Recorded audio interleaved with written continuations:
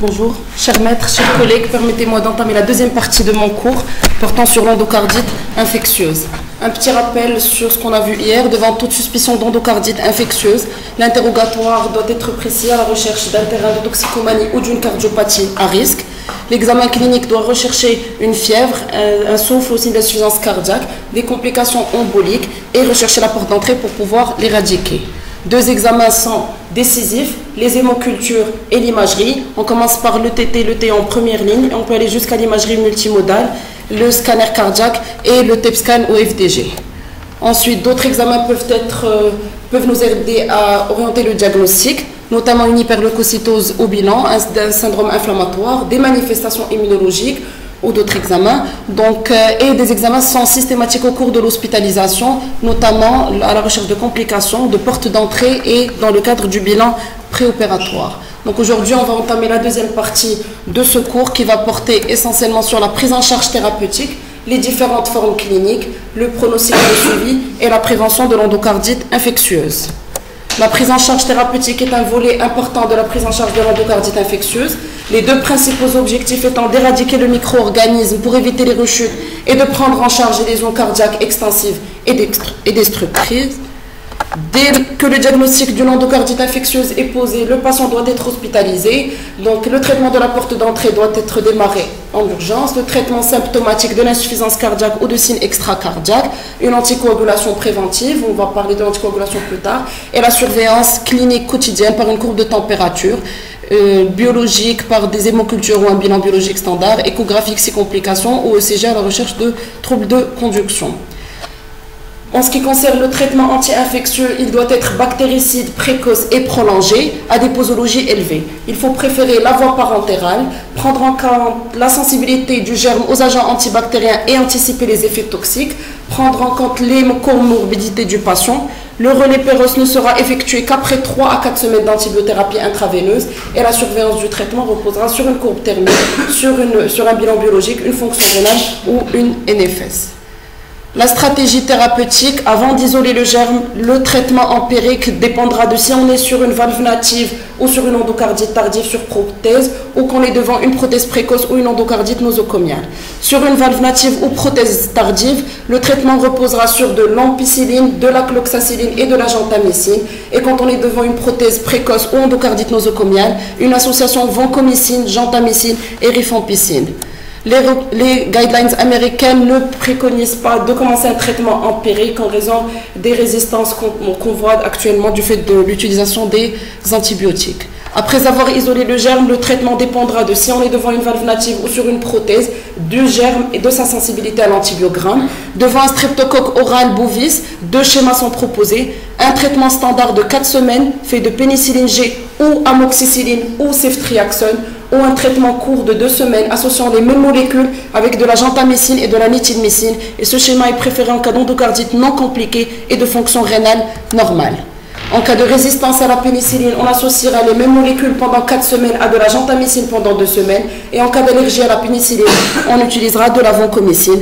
A noter que le traitement de la prothèse est toujours prolongé de 6 semaines. En cas de staphylocoque, le traitement reposera sur de la fluxacilline, de la cloxacilline ou oxacilline pendant 4 à 6 semaines. La nouveauté de l'ESC 2015, c'est qu'elle a proposé une association cotrimoxazole à forte dose pendant 6 semaines avec de la clindamycine pendant 1 semaine. Cette association a été beaucoup critiquée lors des dernières études du fait de sa toxicité liée aux doses aussi élevées et à une utilisation aussi prolongée. En cas de résistance à la méticilline, de la vancomycine et de la daptomycine comme première alternative proposée par les guidelines américaines et européennes. Néanmoins, les aminosides n'ont plus aucune place dans le traitement des endocardites à staphylocoque sur valve native, que la souche soit sensible ou résistante à la méticilline dans les 2 recommandations. Pour les endocardites à entérocoque, 3 schémas proposés, 3 associations, amoxicilline, gentamicine, ampicilline, ceftriaxone ou vancomycine, gentamicine. Les bacilles gram négatifs du groupe A sec, donc ceftriaxone pendant 4 semaines ou ampicilline plus gentamicine pendant 4 semaines. Les bacilles gram négatifs du groupe non A sec, l'intervention chirurgicale doit être précoce, associée à un traitement antibiotique prolongé de plus de 6 semaines. En cas de levure, de candida ou d'aspergillus, un remplacement valvulaire doit être envisagé aussi, associé à une antifangithérapie double.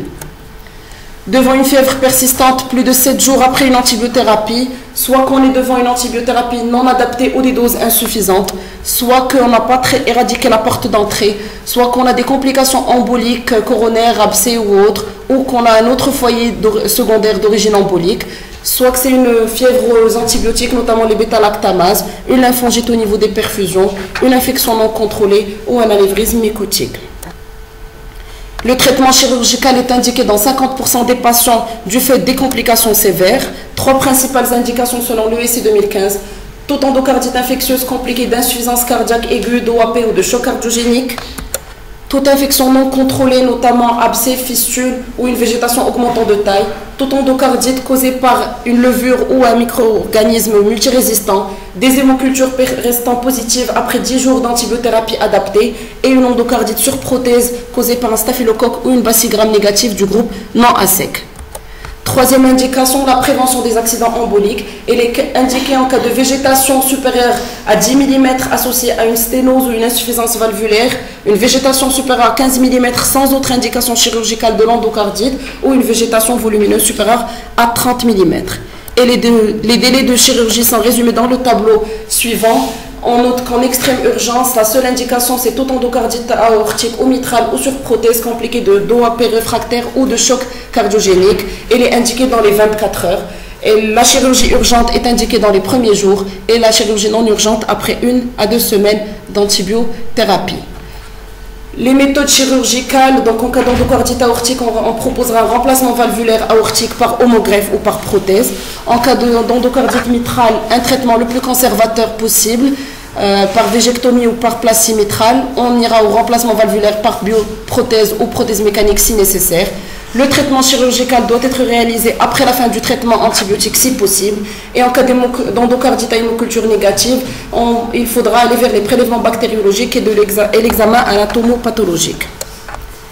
Avant, la gestion du traitement antithrombotique aussi est un volet important de la prise en charge. On est souvent devant des cas d'endocardite sur prothèse et on se demande que faire du traitement anticoagulant. En cas d'hémorragie majeure, l'arrêt de tout traitement anti-agrégant plaquettaire est recommandé. En cas d'hémorragie intracrânienne, cette fois, l'arrêt de toute anticoagulation est recommandé. En cas d'AVC ischémique, même sans hémorragie, le remplacement d'un traitement anticoagulant par de l'HNF ou de l'HBPM pendant 1 à 2 semaines doit être envisagé avec une surveillance attentive. En cas d'hémorragie intracrânienne chez un patient porteur de prothèse valvulaire, il faut envisager la réintroduction de l'anticoagulation à base d'HNF ou d'HBPM dès que possible, après concertation pluridisciplinaire. Et en cas d'endocardite à Staphylococcus aureus, même en l'absence d'AVC, le remplacement d'un traitement anticoagulant oral par de l'HNF ou l'HBPM pendant 1 à 2 semaines doit être envisagé du fait du risque hémorragique important. Et tout traitement thrombolytique n'est pas recommandé. Avant de passer aux formes cliniques, résumons un peu le traitement de l'endocardite infectieuse. Un traitement antibiotique qui dépendra de si on est devant une valve native ou d'une prothèse. Il dépendra du germe, de sa sensibilité à l'antibiogramme. Le traitement chirurgical, 3 principales indications: insuffisance cardiaque, prévention des embolies et infection non contrôlée. Les formes cliniques font un peu la difficulté diagnostique et de prise en charge de l'endocardite infectieuse. À défaut de temps, je ne vais détailler que les principales formes. Commençant par l'endocardite sur prothèse valvulaire, donc qui touche ainsi des patients porteurs de prothèse valvulaire, surtout durant la première année après la chirurgie. Le diagnostic repose sur le TO plus que le TT et il faut distinguer les endocardites précoces qui surviennent durant la première année de la après-chirurgie des endocardites tardives au-delà de 1 an après la chirurgie. Le diagnostic est plus difficile, les présentations cliniques ne sont pas typiques et on peut avoir un syndrome inflammatoire dans les suites post-opératoires. Le TT, le TO et les hémocultures peuvent être négatives, d'où l'intérêt d'aller vers l'imagerie multimodale où toute dysfonction de prothèse récente est considérée comme un critère majeur de Duke. Les endocardites précoces sont graves parce qu'elles sont plus dues à un staphylocoque, aux levures et aux bacilles gram négatives, d'où l'indication chirurgicale urgente. Les endocardites tardives sont considérées comme des endocardites sur valve native. Elles sont plus dues à un staphylocoque, un streptocoque ou un entérocoque. Voilà, donc comme on a vu hier, l'intérêt de l'imagerie multimodale, notamment le PET scan dans les endocardites sur prothèse. Voici le cas d'un patient hospitalisé au service pour une endocardite infectieuse sur prothèse aortique récente. Donc il était à 3 mois de son remplacement valvulaire aortique. Donc on avait une végétation sur la prothèse avec une désinsertion de prothèse. Et sur la coupe 4 cavités, l'insuffisance aortique était sévère. Donc c'est un patient qui a été proposé au staff de chirurgie pour chirurgie. Donc le traitement de l'endocardite sur prothèse, l'antibiothérapie est plus longue, de 6 semaines, avec une association rifampicine et glycosamine.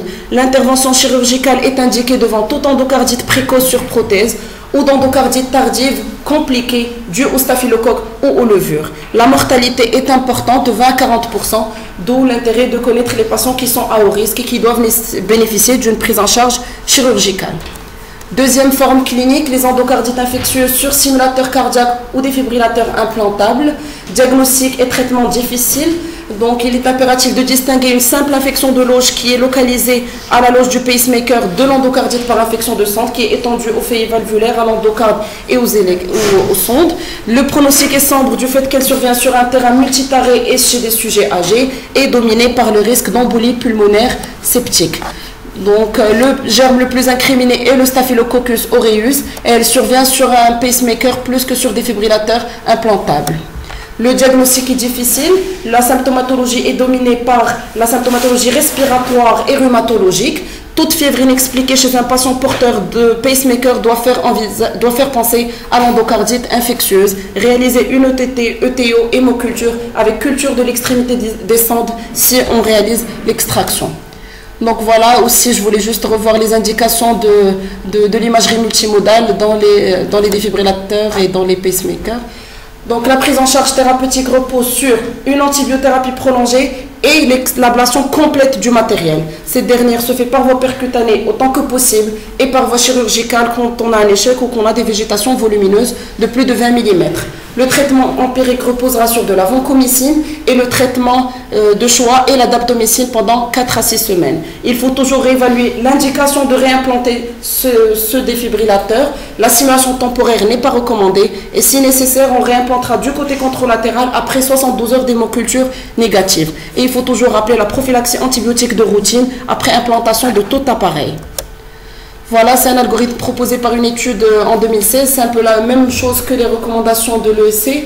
Devant toute suspicion d'endocardite sur dispositif intracardiaque, ETT, ETO, hémoculture. Si on est dans l'endocardite définie, le traitement doit être démarré et l'extraction du matériel. Dans l'endocardite possible, on voit ici, ils insistent aussi sur le PET scan. L'endocardite infectieuse du cœur droit donc survient dans 5 à 10%, dû essentiellement au Staphylococcus aureus. Elle touche une tranche de population particulière, les patients toxicomanes, porteurs de cathéters, de cardiopathie congénitale. Le risque est dominé par l'embolie pulmonaire septique et la mortalité hospitalière est de 7%. Donc c'est une patiente hospitalisée actuellement côté femme pour une endocardite du cœur droit. Donc c'est une patiente insuffisante rénale chronique terminale qui avait un cathéter d'hémodialyse qui vient d'être retiré avant son hospitalisation. Il n'y avait pas de... Elle n'était pas... Donc sur le plan thérapeutique, le traitement est de 2 semaines sans vancomycine ni gentamicine. Il sera prolongé à 4 à 6 semaines en cas de mauvaise réponse clinique ou microbiologique au traitement, d'endocardite du cœur droit compliqué d'insuffisance cardiaque droite, syndrome de détresse respiratoire ou de végétation volumineuse, endocardite du cœur gauche associé au terrain d'immunodépression sévère. Le traitement chirurgical est indiqué en cas de mauvaise réponse thérapeutique, en cas de végétation volumineuse ou de récidive d'embolie. Un petit mot sur les cardiopathies congénitales, 15 à 140 fois plus élevée, l'incidence 15 à 140 fois plus élevée que dans la population générale, mais qui touche les adultes plus que les enfants porteurs de cardiopathie congénitale, avec une discrète prédominance masculine. Les cardiopathies les plus à risque sont les cardiopathies cyanogènes et les cardiopathies complexes. La mortalité est de 4 à 10%, d'où l'intérêt d'insister sur la prévention de ces patients. Donc voilà, donc c'était juste pour montrer la fréquence essentiellement sur les cardiopathies cyanogènes et dans les 6 mois post-opératoires. Ici, c'est le registre Concorde des patients donc, suivis pour cardiopathie congénitale adulte. Donc on voit la prédominance des cardiopathies complexes, les VDDI, le tétralogie de Fallot ou le LAPSO. Non. Nous, c'est plus des calvaires bouche. On n'a jamais eu de calvaire cyanogène finalement. Depuis 10 ans que je fais la calvaire conjunctale, on a que c'est un peu drôle dans le cas c'est un peu bizarre. Donc, les complications tardives contribuent au mauvais pronostic de l'endocardite infectieuse, donc dominées par les rechutes dues au même micro-organisme ou aux réinfections par un micro-organisme différent. À moyen terme, on a le risque d'insuffisance cardiaque et à long terme, le risque de décès, d'où l'intérêt de surveiller les patients âgés ayant des comorbidités qui ont fait des récurrences ou une insuffisance cardiaque. Le pronostic quatre éléments nous permettent d'évaluer le pronostic des patients porteurs d'endocardite infectieuse, leurs caractéristiques cliniques, notamment l'âge, le fait qu'elles surviennent sur une prothèse valvulaire ou de comorbidité associée, les complications en type d'insuffisance cardiaque, rénale ou d'hémorragie cérébrale, les micro-organismes, rappelons le Staphylococcus aureus, les levures et les bacilles négatifs du groupe non ASEC et les critères échocardiographiques. La mortalité hospitalière est de 10 à 25% et la mortalité à 1 an est de 15 à 50%. Nous passons maintenant au dernier volet de ce topo qui est la prévention, qui a été longuement débattue après les dernières recommandations. La prévention est envisagée chez les patients qui sont à haut risque d'endocardite infectieuse, les patients porteurs de prothèses valvulaires, ayant un antécédent d'endocardite, cardiopathie congénitale cyanogène ou cardiopathie congénitale réparée chirurgicalement ou par voie percutanée pendant 6 mois ou toute la vie s'il persiste un shunt ou une régurgitation. À l'opposé des guidelines américaines, donc l'ESC ne propose pas d'antibioprophylaxie chez les patients transplantés qui font une valvulopathie du greffon. L'antibioprophylaxie n'est recommandée qu'en cas de gestes à haut risque, notamment avec les gestes dentaires avec manipulation gingivale ou de la région périapicale. Elle n'est pas recommandée pour les autres gestes bucco-dentaires, ni anesthésie locale, ni simple traitement des caries superficielles. Elle n'est pas recommandée non plus pour l'exploration du tractus respiratoire, gastro-intestinal ou urogénital ou au cours des ETO, ni au niveau de la peau et des tissus mous. En cas, si recommandé, l'antibioprophylaxie de routine est l'ampicilline ou l'amoxicilline 2 grammes par voie orale ou intraveineuse ou 50 mg kg chez les enfants et en cas d'allergie de la clindamycine. Le rôle du cardiologue ne s'arrête pas à prescrire une antibiothérapie, il doit insister sur l'éducation de ses patients, pas seulement les patients à risque de faire une endocardite, mais toute la population générale, des mesures d'hygiène bucco-dentaire, une consultation biannuelle chez le dentiste, une désinfection soigneuse et systématique de toutes les plaies, de traitement de toute infection et favoriser les voies veineuses périphériques, les tatouages, les piercings, surtout dans les patients adolescents, les patients dans leur contexte. Voici, si j'ai juste montré une étude qui a été publiée en 2017, vu le grand débat qui a été mené sur la prévention. Donc elle a regroupé plusieurs études avant et après apparition des guidelines et elle a montré que l'incidence de l'endocardite n'avait pas augmenté après changement de ces recommandations, que l'endocardite serait plus due aux bactériémies de tous les jours que les bactériémies liées aux gestes invasifs. Il faut s'assurer que les recommandations sont appliquées. C'est ce qu'ils ont dit, c'est que toutes les endocardites qui sont survenues, on n'était pas sûr qu'elles avaient bénéficié ou pas d'une antibioprophylaxie et on n'avait pas fait le suivi de ces patients qui avaient bénéficié. Nous, on continue à faire prophylaxie à chaque fois qu'on a le geste dentaire, même si c'est le cas de beaucoup d'écoles, les gens préfèrent rester sur leur... Parce qu'on a eu des catastrophes quand même. Donc, l'endocarditisme, donc nouveauté de l'ESC 2015 aussi. C'est quoi l'endocarditisme? C'est un centre de référence qui a un accès qui est caractérisé par des éléments, un accès immédiat.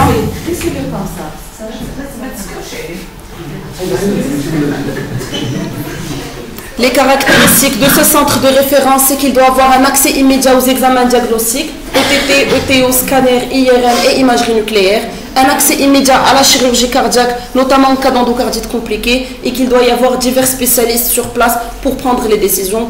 On doit envoyer tous les patients ayant une endocardite compliquée à ce centre de référence. En cas d'endocardite non compliquée, il faut juste rester en contact avec eux pour les décisions thérapeutiques. Le rôle est de choisir le type, la durée, le mode de suivi, du traitement antibiotique et de l'indication chirurgicale si nécessaire. Ils doivent participer à des registres nationaux et internationaux et ils doivent assurer la surveillance de ces patients, notamment en 1, 3, 6 et 12 mois après une endocardite. C'est la période à risque de rechute et de survenue. En conclusion, l'endocardite infectieuse est une maladie fort heureusement peu fréquente mais d'incidence grandissante et grave. C'est une urgence diagnostique et thérapeutique. Le diagnostic positif repose sur un faisceau d'arguments cliniques, microbiologiques et échographiques qui ont été résumés dans les critères de Duke, critères majeurs et critères mineurs. La mortalité intra-hospitalière est importante et la morbidité est dominée par le risque d'insuffisance cardiaque et d'embole. Le traitement repose sur un traitement antibiotique adapté, une chirurgie si nécessaire, l'éradication de la porte d'entrée et le traitement des complications. Et nous insistons encore une fois sur la prévention. Et je vous remercie.